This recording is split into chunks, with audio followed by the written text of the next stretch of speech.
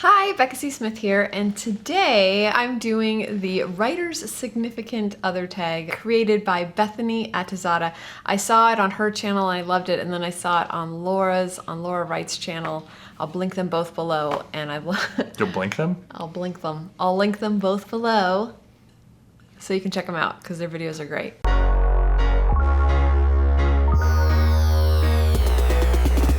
Okay, so first question. What's your name? Ooh, that's a tough one. My name is Stephen Fleet. That's not your name. My full name my full legal name is Stephen Robert Spock Fleet. Spock-Fleet. Spock is my mom's side, it's Polish, and Fleet is my dad's side. I'm actually the last Spock in the family line. That's why they've hyphenated them. World War II did a number on my family. Yeah, but professionally I go by Stephen Fleet here in America, and I go by Stephen Spock in Poland. And whenever I make hotel reservations and things like that, he goes by Stephen Smith. Yeah, sometimes people will call me, and if it's in regards to you, they will assume my last name is Smith, and they'll go Mr. Smith, Stephen Smith, you know. But the only thing I care about is when people call me Steven or Stefan. Yeah, Stefan's a bad one. Weirdly, up here in Canada where we're at right now, there's a lot of Stefans. Usually there's not a lot of me's, but there's a lot of Stefans, but they're all spelled with an F. I think Vampire Diaries really helped you out. Maybe, but is his name spelled with an F or a PH? It's spelled with an F. I know yours is a PH, but it's still pronounced Stefan. Well, the only true Stefan is a Stefan spelled with a PH. Yes, but he pronounced it correctly, so... Fair, yeah. It helped you out. It did, a little bit. What do you think I do as a writer? You write. No. Correct. I mean, I see what you do a lot because we live in really close proximity right now. I mean, we're in a nice apartment right now, but we live in our RV half of the year. And I've been with you for 18 years now. Mm-hmm. I've seen you write a lot, and I know that writing, I mean, there's writing where you're just sitting down and actually writing, but I know you work really hard, you prepare a lot, you outline a lot, you always sit at your computer with really good posture. And we're kind of hunching for the camera, but yeah, no, but you know, I see you focus, you do a lot of research for your projects, you edit your stuff a lot. You got a couple of co-productions with other people, so I hear you talking to people and collaborating on writing projects a lot. Question number 2. What's the best thing about being a writer? What's your favorite part about me being a writer? It's completely selfish, but because I'm in the creative industry too, we work together a lot on projects. I mean, I can write, but I know I'm not a writer. I don't have the passion. Such a good writer. It's but I don't have the passion to do it. But I get a lot of great, like I would argue, brilliant ideas. Yes, and I can used several. And I can just come up to you and be like, "Hey, blah blah blah blah blah blah. Here's my idea." Well, and like he comes up with seeds. Yeah, like that's all you need. Yeah, because he never has like a full story or full plot. Like concepts, usually. And he throws them out all the time, and he usually knows when it's a hit or miss, like because of how I respond to it. Like, well, yeah. Like you'll be like, "Hey, I thought of this idea," and I'll be like, "Meh." Or not that it was bad, but just I just they're like, "Oh, you go write that." But then he knows you. I know you, and I know the ideas that you'll respond to. Sometimes, though, it's, you know, again, having been with you for a long time, I know the strategies really well. Yeah. Sometimes I know an idea is not going to sink in right away. Right. So I'll prepare it, I'll massage it in, I'll be like, "Hey, what do you think about blah, blah, blah?" And you'll be like, "Yeah." And then a day later, you'll be like, "Hey, so I was thinking about that idea." I know, it like hits and it's like a bomb in my head, and then I can't stop thinking. Actually, my current work in progress The one with the awesome title? The one with the awesome title. The working title. Terrible do not say the working title. It was so bad. I do not want you guys to ever think of it in regards to the story. It was terrible. It was terrible. The Hexsphere Chronicles.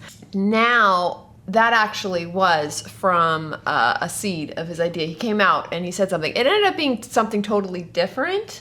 But it's pretty close, and now it's kind of more the world building, I think. But yeah, so he came out of the bathroom. He's like, I have this idea, and I was all like, I can't. Yeah. It's too similar to the one I'm working on now. But then it just started eating away at my head, and now I'm really excited about it. Yay! Can I give you a part 2 to the best part? Oh, yeah, sure. All right. The other best part of you being a writer is that it's a really creative job, but you get to do it from anywhere. Yeah. which is so great because you can travel with me, because my job is crazy. It takes me all over the place. So that's why you're here with me in Toronto for 6 months. Yay! So we live an unconventional living lifestyle right now, but you just wouldn't be able to do that with like, regular jobs. If I had a regular job, I would not be able to come. Yeah. So completely selfish, both reasons. Okay, so now second part of that question is, what's the worst part of me being a writer? Your least favorite. There's really nothing I don't like about you being a writer. I think it's, I support anyone doing what they love and their passion in life, no matter what that is. If you said you... Oh, come on. There's got to be something. No, I don't think you specifically being a writer is bad. I think there are times when you're like intensely writing and it's hard to communicate with you because you're at the computer and you're writing. But on the flip side, I do that too when I'm working. Everybody does that. So I don't know. I really can't think of anything bad about you being a writer. I'm just happy you're doing something you love to do. Oh. Question number 3. What is your best writing advice? My best writing advice? Mm-hmm. Well, you're the writer. I don't... Well, if you were taking what would you recommend to writers? I guess I work in the television industry, so I read a lot of teleplays. It's a twofold thing. Number 1 is just discipline. If you sit down for 2 hours a day and just write, you will start writing and your writing will get better and better. It's just it's a practice makes perfect. That's true. Thing. And then I don't know. I think that would be it. I don't know. Just keep writing. And then the other thing is, again, there's a lot of rejection in our business. I have worked on both sides of the coin. I've worked with people that are very, very successful. I've worked with people that have not been successful and then in their 40s or even 50s have made it overnight. There's no time limit to this industry. It's not like a clear path like going to school to be a doctor. It's just, you just keep doing it and you do it for you and you hope for the best. So I would say, like, to quote Galaxy Quest, never give up, never surrender. Yay. Just keep doing it. You do you, as the millennials say. That's right. In this day and age. This one might be a little too easy for you, although you can't really say much because... Stop looking at the questions. Because... Cheated. Because I can't say much about it. But the next question is, can you sum up the story I'm working on right now? Well, you're working on like 3, actually. I know, but my current work in progress is the Hexsphere. The current is the Hexsphere. I don't really want to talk about it, though, just because... I know, we can't give it away. We can't give it away. I would say, but for the Hexsphere, it involves magic. Sort of. Sort of. I think it's a cool new spin. I think it's a really cool new spin on spells and magic and, a little bit more grounded. But I don't want to give too much away. I know. Sorry. I hate that. I will totally give more away of this series the closer I am to finishing it. I just, I know I say this all the time, but I've had a lot of, I've had a lot of people steal stuff from me. And not that you guys would steal anything, but you never know. Someone randomly could come across the channel and there goes the Hexsphere. Last question. Yeah. What is some marketing advice about getting your book out there, or getting word of mouth of your book out there? Ooh, having seen you do it for a long time, I would say, unless you're like a high-level social influencer, social media is probably not worth it. At least I haven't been able to wrap my head around it. I'm sure there's someone out there that can make it work. I'm not saying don't do social media. I'm just saying, like, don't... It's good for people to get to know who you are as a person. Don't put all your eggs into social media. Don't use it as your main marketing tool. Have a great cover, because I think people do look and respond to the covers. That's worth the investment.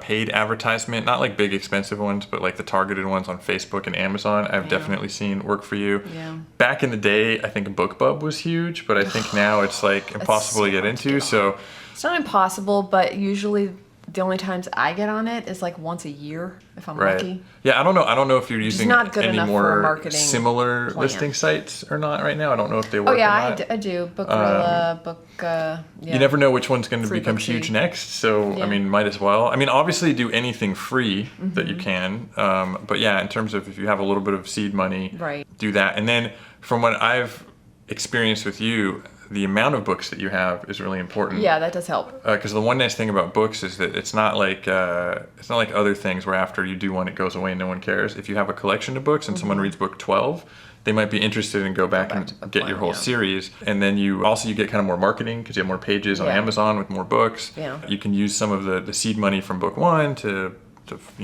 market book 2, et cetera, et Yeah, cetera. I mean, remember, I wasn't even able to quit my job until I think I was on book 4 or 5? Yeah. It was a while. Like, I wasn't able to quit and be like, woo, after book 1. It took about 4 or 5 books. Yeah, it's a lot of work. I mean, but what isn't?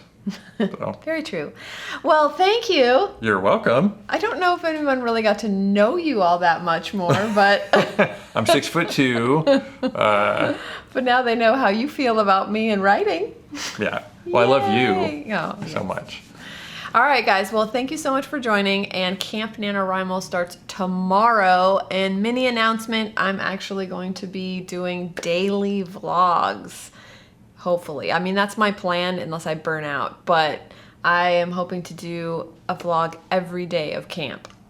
So what you're saying is I'm not going to see you for the month I of don't July? see you anyway because... Well, I work all the time. He works 12 to 14 hours a day. Yeah, and you're going to Comic-Con. And I am going to be going to Comic-Con. So on the Comic-Con days, those vlogs will be Comic-Con vlogs because I probably won't be getting any writing done. But those will be fun too. So that is it. And thank you guys so much for watching. And I will see you tomorrow.